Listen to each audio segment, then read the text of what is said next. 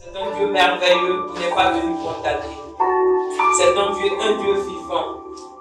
Un Dieu qui s'est sacrifié pour nous. Un Dieu qui s'est fait homme. Un Dieu qui a subi des humiliations, des frustrations. Qui s'est fait homme pour vivre comme nous. Pour nous montrer que nous pouvons faire comme lui. En tant qu'homme. Il est mort. Il est ressuscité. Et nous avons reçu par sa résurrection et par sa mort. Nous avons été ensevelis avec lui et nous sommes ressuscités avec lui. Que le nom du Seigneur soit béni. Et Pâques,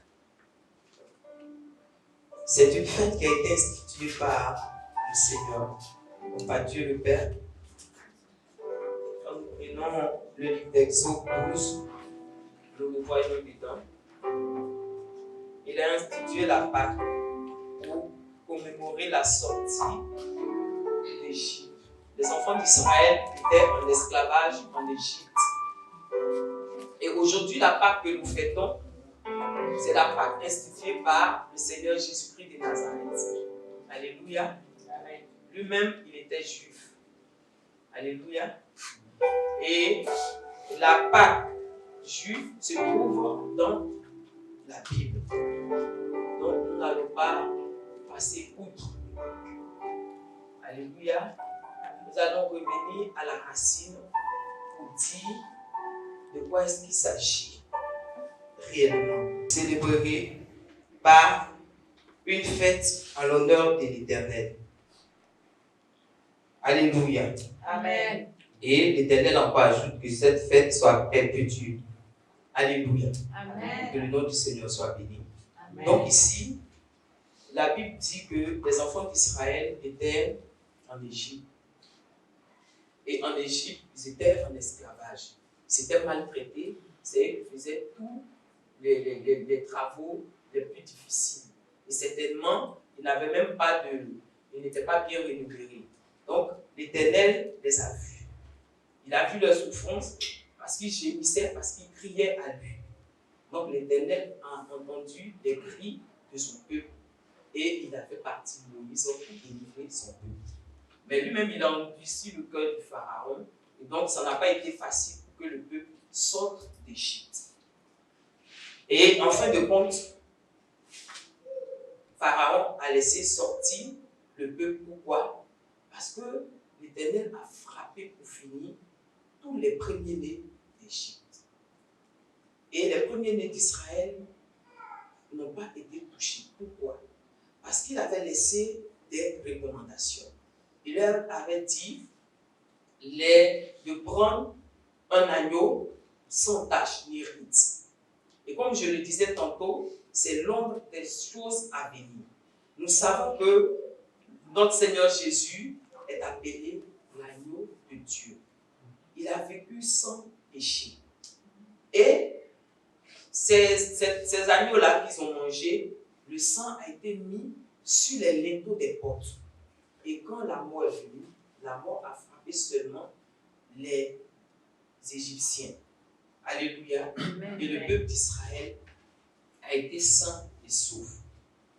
Et là, Pharaon a laissé partir. C'est vrai qu'après, il les a poursuivis, mais le Seigneur a permis encore qu'ils passent par la mer Rouge et qu'ils soient sauvés. Alléluia. Et donc, cette Pâque-là, cette Pâque, comme on le dit en hébreu, c'est Pessah, passage. Donc, c'est le passage de l'esclavage à la liberté. Et quand on veut regarder aussi, quand la mort est venue, nous savons que nous ne pouvons pas voir la mort de nos yeux physiques.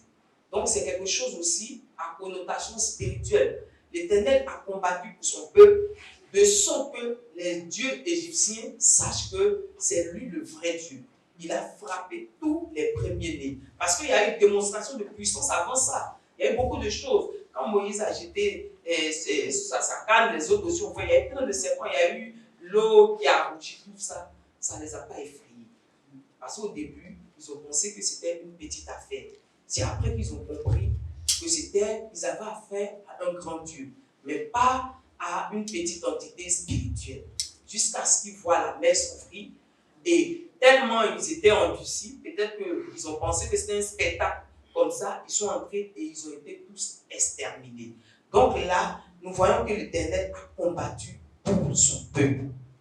Et pendant ce temps, c'est le sang des animaux, c'est-à-dire le sang des brebis, qui couvrait le péché. Le péché n'était pas effacé. Et c'est le sang qui a été mis sur les linteaux des portes et la mort est passée. Et maintenant, nous avons le sang de Jésus, le véritable Dieu, le réel Dieu, qui est venu mourir à la croix pour nous. Et c'est ça notre nouvelle Pâque.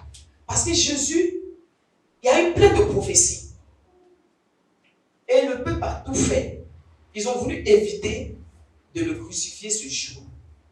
Mais la prophétie s'est accomplie. Parce que c'est des choses qui ont été dites depuis longtemps. Les prophètes, Isaïe et bien d'autres ont prophétisé là-dessus. Et Jésus a été pris et ils l'ont traîné à la boucherie. Dans Isaïe 53, tout est détaillé. Comment est-ce que le Seigneur est parti à la croix? Qu'est-ce qui s'est passé? Et nous savons que le Seigneur a partagé un repas. C'était le même repas de Pâques. Parce que c'était une coutume. C'était devenu une coutume. Pour se souvenir, se commémorer de la libération, la délivrance que le Seigneur avait opérée pour le peuple d'Israël. Et donc, c'est ce jour-là que le Seigneur Jésus va instaurer une nouvelle Pâque. Une Pâque qui n'est pas une Pâque où c'est le sang des animaux, où on va faire des sacrifices, mais une nouvelle Pâque où c'est le sang de Dieu.